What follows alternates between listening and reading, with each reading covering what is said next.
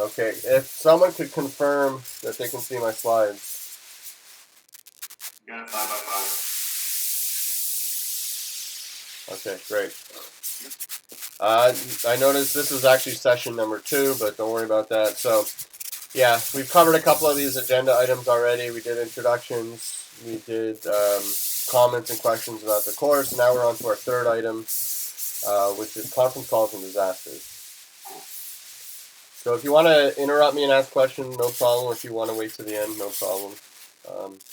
If you can't hear me or you're breaking up, please speak up just a little so I can wait for the lag to catch up.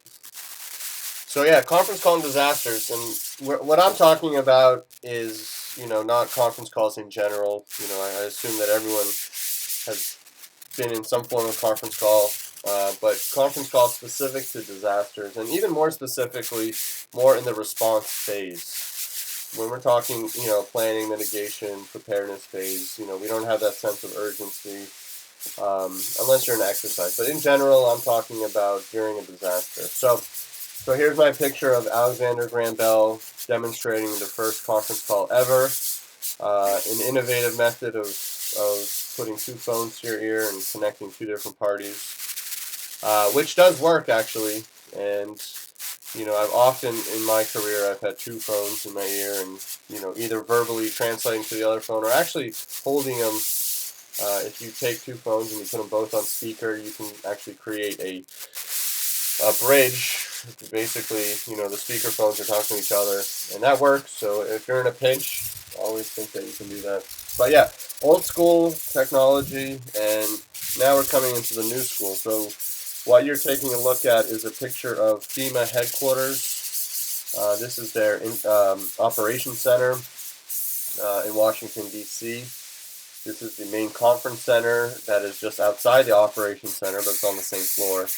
And this is a pretty high-tech place. As you can see, there's 12 75-inch screens that can be configured to display, 12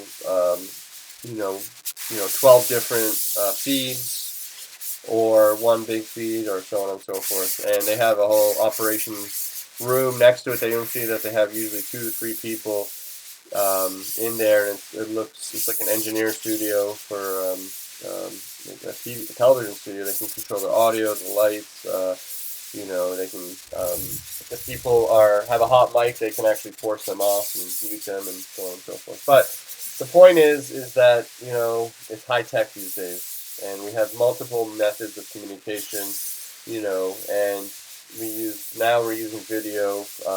Video chat is becoming more prevalent than just voice chat. We're seeing a shift in technology and a shift to a different medium of communication. Slightly different, but it accomplishes the same purpose. So yeah, this is the operations center. So during a major event in the United States, FEMA would usually have at least one main conference call, or VTC, video teleconference, per day that would connect all the nodes of all the response agencies. If it's a hurricane in Florida, it would have the State Hurricane Emergency Operations Center on there. It would have the Regional Operations Center. It would have, maybe the guys in the field. And it could have the president. I've been on several VTCs where the president is on the other line, or other cabinet members, or just other, high-level type people. So they get really big, that's the point. And you could have hundreds of people on the line, if not thousands of people. So when you get to these, real big conference calls, you have to have a much more organized and disciplined system. And that's what I'm going to talk about now. So quickly, let me just take a moment to talk about the different types of conference calls and some other elements. But yeah, size matters, like I just said. There's a big difference between a small conference call between 3 people to one that has several hundred people. So always consider your size in the type of conference call. Then battle rhythm. I'm sure, Matt, you're very familiar with the battle rhythm, so I'm not going to go into that too much. But quickly, a battle rhythm, whatever you want to call it, is a military term, but it's a It's basically your schedule of the day that has kind of the major milestones for the group. So as you can see, I put one in the upper right as an example. You have a 6 a.m. shift change. Then by 7, you're getting your input for your morning briefing to some VIP probably. And then at 9 o'clock, you're going to have your first conference call that syncs, all the elements in the field. If you're at the headquarters, you're going to be talking to the field elements. And then you might have a functional call, such as logistics at 11, and so on and so forth. So basically, your battle rhythm is important, and it's a good way to organize communications among various parties, either in the same location or in different locations. It helps everyone get on the same page and really organizes your day. So there's inter-organizational, organizational only conference calls, and what I mean by that is when it's within your organization, you're generally going to know the people, and you're already going to have that familiarity, and you're going to have your own organizational cultural aspects in play, which is different with inter-organizational, which is often the case in disaster responses, is you're working with organizations you have not ever worked with before, and they're going to be on the call, you're going to be on the call, so those are going to be more formal. The organizational only is internal, so you're going to talk a little freer and so on and so forth. And inter-organizational, you're going to have to make less assumptions on what people know, so on and so forth. So just keep in mind that it really depends on your audience, and it's going to change the dynamics. And also, don't forget that spontaneous calls are a huge part of it. Oftentimes, during a disaster, when a hot issue comes up, or you have to prepare for something quickly, you might need to just grab 3 or 4 people and get them on the line quickly. So always, they might not always be planned. So I'm quickly going to talk about the do's and don'ts. Start with the do's. Going to go down this list and first talk about redundancy. And in this case, we're talking about backup systems. You always need to have a backup way to have some kind of group communication, such as conference call. There are many different ways to do it, but for example, if in my previous job we had 2 different systems. We had an old an old antiquated system that actually had these boxes that each box was tied to a specific phone line, and then the box would actually connect them together. And this thing always broke down, and you had to literally press these flashing buttons to get people connected. And it was old school stuff, and today everything is done digitally, on your computer, on the web, and it's much easier and better too, because we were in our old system, we were limited to like 24 lines. Now you're basically unlimited. So always have some kind of backup system, no matter what. As an example, you could even use some free services. There's one called 1-800-conferencecall.com or freeconferencecall.com, and they actually work. You have to sign up for an account. They're free, and they give you a number. And the way they make money is they offer some additional services, like they can give you documentation of your call and so on and so forth. So if you don't use any of the additional services, they're free, and it's a good backup to have. So always have some kind of backup method of communication, and it might not be voice. It might be a text or a text list or an email list or something. But obviously, you need some kind of backup. Roll call. So you need to always, you don't want to waste time taking roll calls. So if you can get on 5 minutes before the start, that's the best. You can introduce yourself, and when that conference call starts, you're ready to go. Having an agenda is important, as well as having a leader. And when I mean by leader, it's more of a facilitator. It doesn't have to be the guy in charge running the call, but having someone to keep people on schedule, to manage the conversation, to take roll call, to go over what the purpose of the meeting is important. And someone should always take that leadership role and do that. And again, it doesn't have to be the person in charge, and it usually isn't. Prepare your remarks ahead of time. So yeah, like I said, some of these conference calls, they get big, and there's some real high-level people on there, and you might be put on the spot, talking to several hundred people, and you might get anxious and kind of have a bit of stage fright. So what you want to do is always, get some bullets, write 3 or 4 bullet points of what you want to say beforehand. And when the spotlight's on you and you get anxious, all you got to do is look down and read from your bullet. So yeah, it's always good to just do a little prep, and I'm not talking about major prep. Just write a couple bullets of what you're going to say, so when you get down to it, it flows better. Always summarize, and highlight changes and trends, put things in context.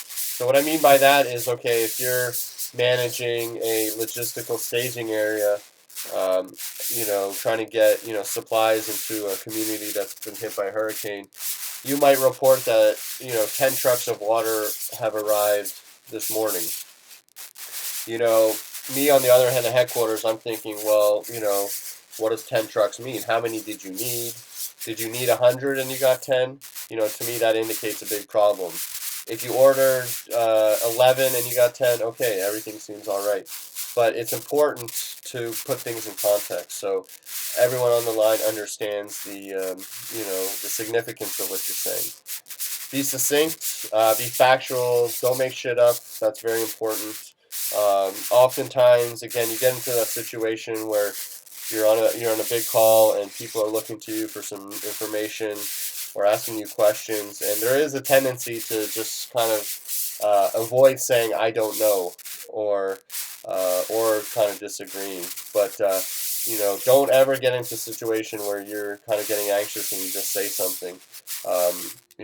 That's not good. Always say, listen, I don't know, I can get back to you, but don't ever make an assumption about something, and always make sure that, whatever you say, you can verify factually. And then take things offline if needed. If you're on a big call and an issue comes up and it needs to be solved, but the people who need to solve it, are only a subset of that call, then take it offline. So, you can just identify the issue and then, say, well, let's have a quick, or stay on at the end of this call and we'll resolve it, or I'll contact you after. So that way, the issue has been identified for the big group, but the solution, which, might be just arranging, a time or a place to meet, which, is kind of an insignificant detail for everybody, can be done offline. So always consider that, if it can be done offline, do it. It'll save time and save frustration. And always remember that you should always try and keep on schedule. If you schedule a call for an hour, then try and make sure it's done by an hour. I've definitely been in situations several times where we literally have to end the conference call because someone says, oh, you know what, it's time for our next conference call. So if you ramble and go on without any purpose or any discipline, you run the risk of not getting work done and forcing other people to not get work done. So yeah, be succinct in what you say and succinct in the overall purpose of the call. So a couple of things that you shouldn't do. Do not read a situation report or any summary word for word. That's a big no-no. I mean, everybody, can read. If everyone has access to that document, they can read themselves. I just got an email from Isis that she's trying to log in, so hopefully she's back shortly. Oh, good. Okay. Yeah, Adam popped up there on the left, but I don't think. Yeah. Okay, yeah. I just wanted to.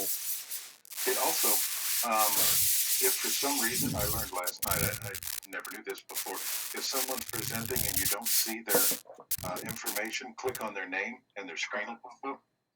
So if for any reason, Greg or Matt, you don't see the presentation, once he starts presenting, just click on the name. Gotcha. Okay, thanks. So yeah, There's don't learn about this Hangout thing. Yeah, I like it. It's new. Yeah, it looks like it definitely be a lot of applicability to the things we do. Oh yeah, which is one of the reasons, realistically, if you're going to run an emergency management technology program or IT program, you really ought to use some of the tools. Yeah, you would think, right? Yeah. A better place to use them than in the academia, so you're familiar with them when you get out to the field. Right. Absolutely. Okay, are my my slides back displaying? It was funny when I first saw your email last night. I read 10 o'clock Eastern Standard Time, and so okay, 7 o'clock p.m. tomorrow. Great, perfect, no time. My wife said, "Are you sure it's 10 o'clock p.m.?" So I looked back and said, "No, it's 7 a.m. That works even better." Oh, there it is. Okay, I'm back. I'm back. Can you hear me now? Okay, let me finish these slides real quick. Okay. Everyone seeing my slides? I do not. Nope. No?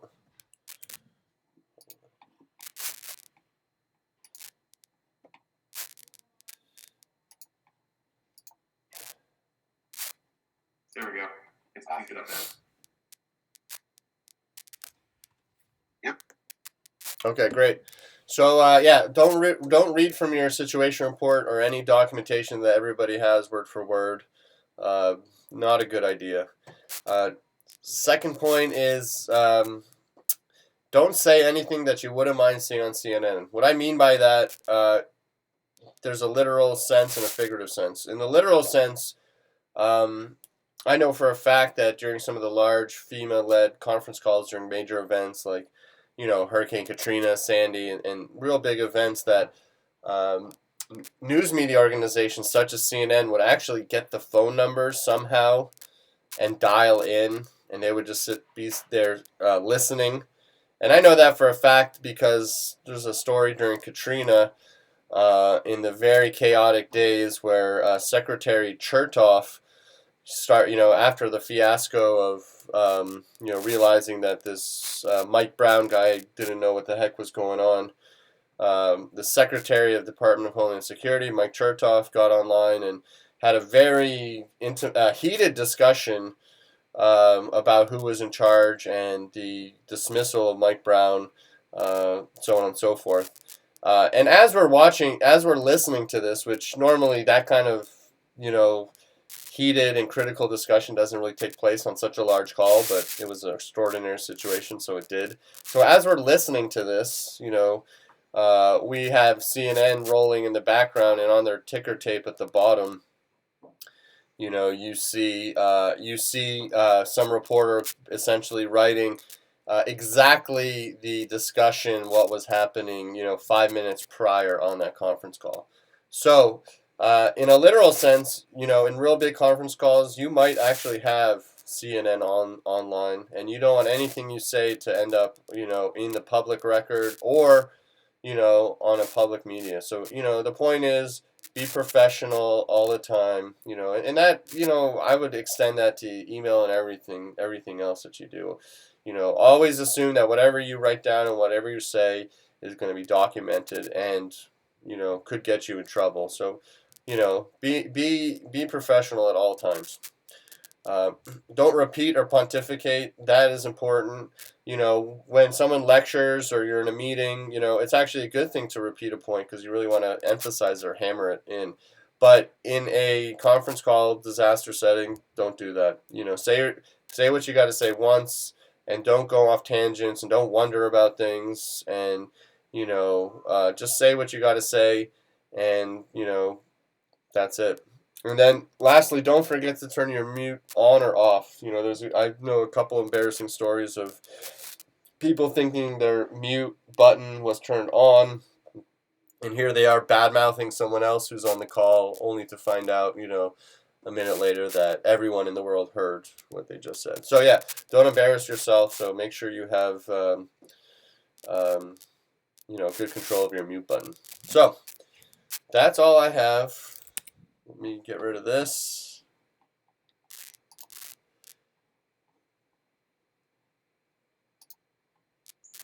Yeah, don't forget to turn your mute button on. Stories are the best stories. Yeah, I think everybody has some story in that. But so that's all I had.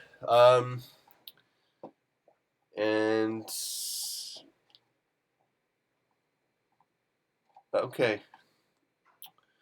So, any questions, Matt, Greg? Any questions from you guys? No, that makes sense. Like I said, I think it's a great technology, and Rob and I were talking earlier. This is the kind of stuff that could potentially be used in an EM situation. I'm glad we're getting some exposure to it now. Yeah, great. So that's all I have to say. I'll let Rob close this out. But welcome to the class, guys. I know I'm not your instructor, but there'll be some cross-referencing between us, and you guys are lucky to have Rob as your instructor. So. Well, thanks. Hope we're going to live up to that. No pressure. Yeah, no pressure, not at all. So a couple of things real quick is I would encourage you as you're going through this class or the program to also keep an eye out for National Incident Management NIMS courses, 700, 800, 100, 200 at least for operational folks. If you're actually going to be neck deep in emergency management, is also recommended. The other thing that I would really encourage you to do is to pay attention to the ESF training that comes out of FEMA, and be familiar with the emergency support functions, who they are, what they are. The ESF and EOC operations is not the same as the National Incident Management System, and vice versa. So there are two tracks that you really need to pay attention to, and also certification in emergency management, I think, is really important.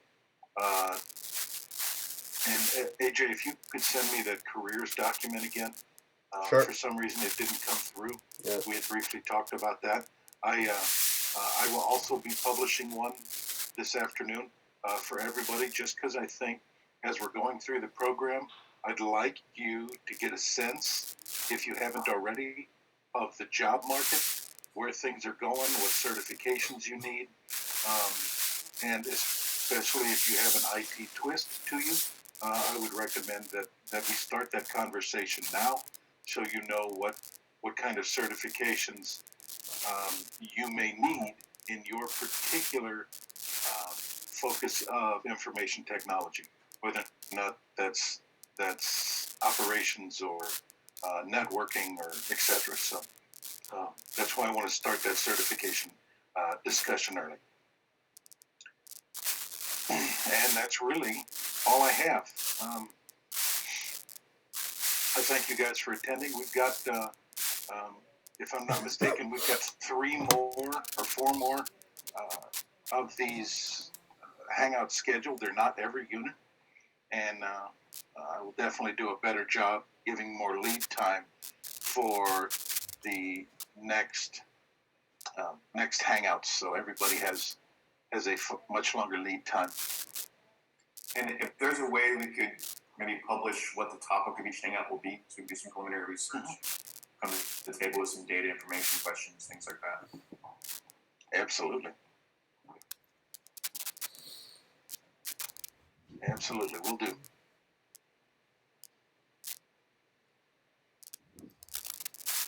Okay. All right. Yeah, I don't have any questions or anything. Okay, well, I appreciate it, guys. I thank you. AJ, thanks for setting this up and rebroadcasting since I screwed up the initial time, so I appreciate that. Yeah, no problem. Okay. Take care, everybody. Monterey.